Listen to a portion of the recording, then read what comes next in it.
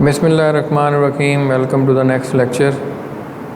पिछले लेक्चर में हमने प्रोग्रामिंग लैंग्वेजेस और प्रोग्रामिंग टेक्निक्स की बात की थी, जिसमें हमने ऑब्जेक्ट ओरिएंटेड प्रोग्रामिंग और procedural programming, non procedural programming, structured programming, इनको डिटेल से देखा था और इनकी एग्जांपल हमने कवर की थी। पिछले लेक्चर में लास्ट में मैंने एक और टॉपिक स्टार्ट किया था, एल्गोरिदम और सूडो कोड। उसके बारे में हमने डिस्कशन स्टार्ट किया था। आज हम उसको आगे स्टार्ट करेंगे और फर्दर उसकी डिटेल जो है वो इस लेक्चर में कवर करेंगे। Algorithm is a step by step process to solve a problem. ये हमने इसकी डेफिनेशन देखी थी लास्ट टाइम कि हम सबसे पहले हमारे पास एक प्रॉब्लम होती है, उस प्रॉब्लम को हम एनालाइज़ करते हैं और फिर एनालाइज़ करने के बाद उसका सलूशन तैयार करते हैं। अब वो सलूशन जब हम तैयार करेंगे तो वो हम उसको ब्रेक डाउन करते हैं डिफरेंट पार्ट्स के अंदर। यानी जब हम प्रॉब्लम एक ब्रॉड आपको नज़र आती है और कॉम्प्लेक्स होती है, वो हम उसके हिस्से बना लेते हैं, छोटे छोटे हिस्से बनाएंगे और फिर उनको इंडिविजुअली सॉल्व करने की कोशिश करेंगे।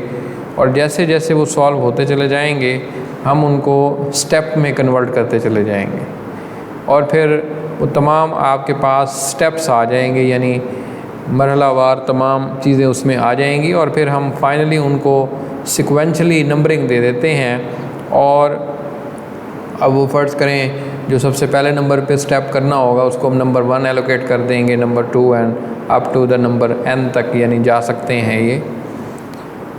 और वो किसी प्रॉब्लम का फिर वो एल्गोरिदम कहलाता है जब वो आप बना लें।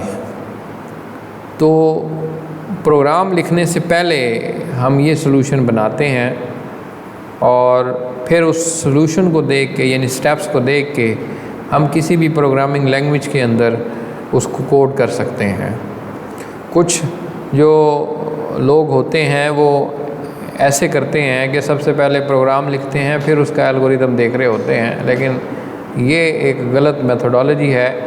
सबसे पहले आप उसका एल्गोरिदम जब बना लेंगे तो बाद में आप किसी भी प्रोग्रामिंग लैंग्वेज का सिंटैक्स यूज़ करके वो स्टेप उस प्रोग्रामिंग लैंग्वेज के अंदर कन्वर्ट करना कोई इतना मुश्किल काम नहीं होता। प्रॉब्लम होती है प्रॉब्लम के सलूशन तक। जब हम सलूशन लिख लेते हैं सारा, फिर उसके बाद हम उसको किसी भी प्रोग्रामिंग लैंग्वेज के अंदर कोड कर सकते हैं। It is better to write the algorithm before writing the actual computer program. वही बात कि मैंने जो अभी कही है आपको कि प्रोग्राम लिखने से पहले हम उसे पहले एल्गोरिदम में कन्वर्ट कर लें, यानी स्टेप बाय स्टेप प्रोसेस के अंदर, प्रोसीजर के अंदर लेके आएँ, फिर उन प्रोसीजर्स को हम आसानी से किसी भी लैंग्वेज में लिख सकते हैं। The process of solve a problem become simpler and easier with the help of algorithm. जब आपने पूरी अपनी तवज्जो उस प्रॉब्लम के सलूशन पे लगा दी तो आप उनके स्टेप तैयार कर लेंगे और फिर उस एल्गोरिदम के ज़रिए हम अपनी प्रॉब्लम बड़ी आसानी से सॉल्व कर सकते हैं और फास्टली आगे किसी भी प्रोग्रामिंग लैंग्वेज के अंदर कोड लिख सकते हैं। आगे ये है कि प्रॉपर्टीज़ ऑफ एल्गोरिदम्स क्या हैं, यानी एल्गोरिदम की प्रॉपर्टीज़ क्या होती हैं। पहली प्रॉपर्टी ये है कि एल्गोरिदम के अंदर जो स्टेप्स हैं वो हमेशा सिक्वेंशली होंगे, यानी नंबर्ड होंगे, यानी 1 2 3 इस तरह हम उनको नंबर देंगे, जिससे हमें ये अंदाज़ा होगा कि सबसे पहले नंबर पे कौन सा स्टेप परफॉर्म करना है, सेकंड पे कौन सा करना है। दूसरी प्रॉपर्टी है given problem should be broken down into the simpler and meaningful steps.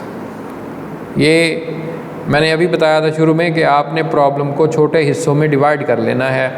अगर आप प्रॉब्लम को ऐसे देखेंगे तो वो तो काफ़ी कॉम्प्लेक्स लगेगी आपको। बाज़ प्रॉब्लम्स तो ऐसी होती हैं कि उनको बार बार हमें समझना पड़ता है, बार बार पढ़ना पड़ता है, एनालाइज़ करना पड़ता है और फिर उसको हम जब डिवाइड कर देते हैं मुख्तलिफ़ हिस्सों में तो वो प्रॉब्लम छोटी हो जाती है और फिर उसको समझना जो है वो काफ़ी आसान होता है और फिर वो इजीली हम उनको बाद में इकट्ठा कर लेते हैं। The step should be descriptive and written in simple English. Algorithm की जो अगली प्रॉपर्टी है या खसूसियत है वो ये कि जो आप स्टेप लिखें वो सिंपल इंग्लिश में लिखने हैं आपने, यानी कॉम्प्लेक्स वर्ड यूज़ नहीं करने, यानी कोई भी शख्स उसको स्टेप को पढ़े उसे फ़ौरन समझ आ जाए कि प्रॉब्लम का सलूशन कैसे इम्प्लीमेंट हो रहा है। ये नहीं है कि हम उसमें ऐसे कॉम्प्लेक्स वर्ड यूज़ कर लें कि हम खुद ही उसको बाद में ना समझ सकें, यानी जब बाद में 6 महीने बाद हम उस एल्गोरिथम को देखें तो उसको हम अंडरस्टैंड ना कर पाएँ। तो एक तो डिस्क्रिप्टिव होना चाहिए, यानी हर स्टेप अपनी वजाहत खुद कर रहा हो कि उसे हम कहना क्या चाह रहे हैं। दूसरा, सिंपल इंग्लिश में लिखना चाहिए। Part of the pseudo code या एल्गोरिदम, बेसिकली 2 पार्ट होते हैं। एक हिस्से को हम लॉजिक डिज़ाइन कहते हैं, दूसरे हिस्से को हम कोडिंग डिज़ाइन कहते हैं। सबसे पहले लॉजिक की बात कर लेते हैं। आपकी प्रॉब्लम के अंदर बुनियादी तौर पे बेसिक जो बिज़नेस स्टेप्स होते हैं, यानी हम इसको बिज़नेस लॉजिक भी कहते हैं, सिंपल लॉजिक भी कहते हैं, कि एक फ़र्ज़ करें हमने बैंक से रिलेटेड कोई एप्लीकेशन बनानी है। अब उस बैंक से रिलेटेड एप्लीकेशन के अंदर जो बुनियादी इंस्ट्रक्शंस हैं या जो भी स्टेप्स हैं वो क्या होते हैं। एक कस्टमर जो है वो विड्रॉ अपना कैश करवा सकता है या डिपॉज़िट करवा सकता है, चेक वगैरह की प्रोसेसिंग है। बुनियादी तौर पे जो उसकी प्योर वर्किंग है उसको हम लॉजिक कहते हैं बेसिकली उस प्रोग्राम का। या इसके हवाले से अगर हम बात करें कि कोई कैलकुलेटर अगर हम बना रहे हैं तो उसमें ये लॉजिक नहीं होता कि यानी वो कैलकुलेटर लगेगा कैसे, वो बेसिकली इंटरफेस डिज़ाइनिंग और उसमें बात आ जाती है।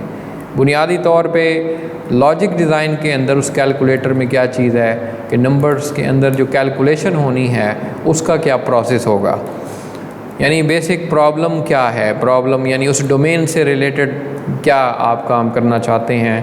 पेंटिंग से रिलेटेड कोई सॉफ्टवेयर बना रहे हैं तो उसमें जो लॉजिक होगा कि पेंटिंग के तमाम टूल्स वगैरह हैं वो कैसे वर्क करेंगे, किस तरीके से रेक्टेंगल ड्रॉ होगी, किस तरीके से सर्कल ड्रॉ होगा, किस तरीके से लाइंस ड्रॉ होंगी, ये सारी चीज़ें उस बुनियादी लॉजिक डिज़ाइन के अंदर आ जाएंगी।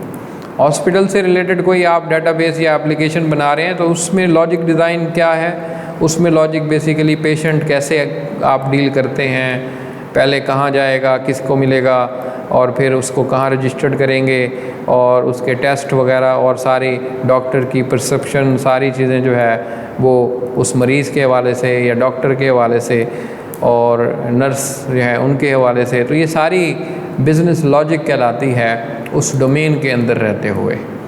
In this part, the logic of the program is designed. We specify the different steps required to solve a problem and sequence of these steps. कि वही मैंने अभी बताया है कि बिज़नेस वर्किंग यानी जो उस काम की नोयत है वो क्या है, वो हम इन स्टेप के अंदर लिखते हैं और उनको सिक्वेंशली नंबरिंग देते हैं। अगला जो हिस्सा होता है वो कोडिंग का होता है। जब हम एल्गोरिदम बना लेते हैं बल्कि लॉजिक डिज़ाइन कर लेते हैं, स्टेप अब हमारे पास आ जाएंगे।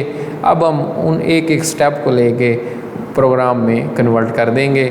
अब ये डिपेंड करता है आप कौन सी लैंग्वेज लिख रहे हैं। यहाँ पे C++ में है तो C++ में उस स्टेप को लिख लेंगे, और जावा में है तो जावा में लिख देंगे, सी में काम कर रहे हैं तो सी में लिख देंगे। तो ये यानी जब आप एक दफ़ा एल्गोरिदम बना लेते हैं फिर उसका कोड करना कोई इतना ज़्यादा मुश्किल काम नहीं है। अगर आपको उस लैंग्वेज का सिंटैक्स आता हो तो वो सारी चीज़ें आप कर लेंगे। The step of the algorithm are translated into the instruction of any programming language. के तमाम जो एल्गोरिदम के स्टेप्स हैं उनको आप लैंग्वेज की इंस्ट्रक्शन के अंदर ट्रांसलेट करेंगे। अब जाहिर है प्रोग्रामिंग लैंग्वेज की इंस्ट्रक्शन ट्रांसलेट करने के लिए आपको उस लैंग्वेज के तमाम सेट ऑफ वर्ड्स, रूल्स और सिंटैक्स का पता होना चाहिए जो उस लैंग्वेज में होते हैं। अब ये फिर वो सारी प्रोग्रामिंग लैंग्वेज की बात आ जाती है। अब यहाँ हम एक एग्ज़ाम्पल स्टार्ट करने लगे हैं। पहली एग्ज़ाम्पल है, सिंपल सी एग्ज़ाम्पल है कि 2 नंबर्स इनपुट करवाने हैं यूज़र से और उनका सम कैलकुलेट करके स्क्रीन पे शो करना है। अब ये मैंने आपको जो स्टेटमेंट बताई है ये एक सिंपल स्टेटमेंट है, आपने इसको समझना है और फिर उसका एल्गोरिदम डिज़ाइन करना है। एल्गोरिदम का जो पहला और आखिरी स्टेप होता है वो सब में कॉमन होता है। पहले स्टेप को हम स्टार्ट कहते हैं और आखिरी स्टेप को हम एग्ज़िट कहते हैं। बाकी जितने भी स्टेप होंगे वो आपकी प्रॉब्लम पे डिपेंड करेंगे और ये बड़े ज़्यादा भी हो सकते हैं।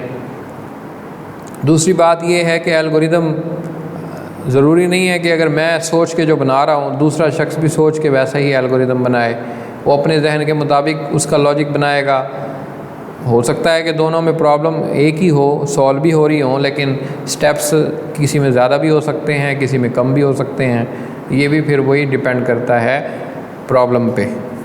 यहाँ पे अब हम 2 नंबर्स को कैलकुलेट कर रहे हैं, तो हम जब कह रहे हैं कि यूज़र से 2 नंबर लो, तो हम सबसे पहले पहला नंबर लेंगे यूज़र से, एक स्टेप ये हो गया। फिर हम दूसरा नंबर लेंगे, ये सेकंड स्टेप हो गया। तीसरा स्टेप क्या है? इन दोनों को ऐड करना। चौथा स्टेप क्या है? स्क्रीन पे शो करना। तो ये सिंपल सी प्रॉब्लम है और इसके सिंपल जो है वो 5 या 6 स्टेप बन जाएंगे। तो यहाँ हम देखें कि उस एल्गोरिदम को अब लिख रहे हैं। स्क्रीन पे आप देखें कि सबसे पहले हमने इनको सिक्वेंशली नंबर भी दे दिया है। यहाँ पे हम कह रहे हैं 1 स्टार्ट, उसके बाद हम 2 स्टेप पे कह रहे हैं इनपुट A, 3rd स्टेप पे हम कह रहे हैं इनपुट B, 4th स्टेप पे हम कह रहे हैं कि total is equal to A + B, यानी हम और एक वेरिएबल ले रहे हैं इस वक्त, यानी A और B को ऐड करके हम टोटल में स्टोर करेंगे और नीचे प्रिंट टोटल या डिस्प्ले टोटल करेंगे, तो वो रिज़ल्ट उनका डिस्प्ले हो जाएगा। अब इसी एल्गोरिदम को लेके आप किसी भी लैंग्वेज में कोड लिख सकते हैं, कोई भी लैंग्वेज हो जो आप जानते हैं। अब हम C लैंग्वेज पढ़ रहे हैं तो जाहिर है उसके अंदर इसको फिर आगे ट्रांसलेट करेंगे। What are the advantages of the algorithm? Algorithm के क्या फ़ायदे हैं? सबसे पहले जो एडवांटेज है वो है रिड्यूस कॉम्प्लेक्सिटी।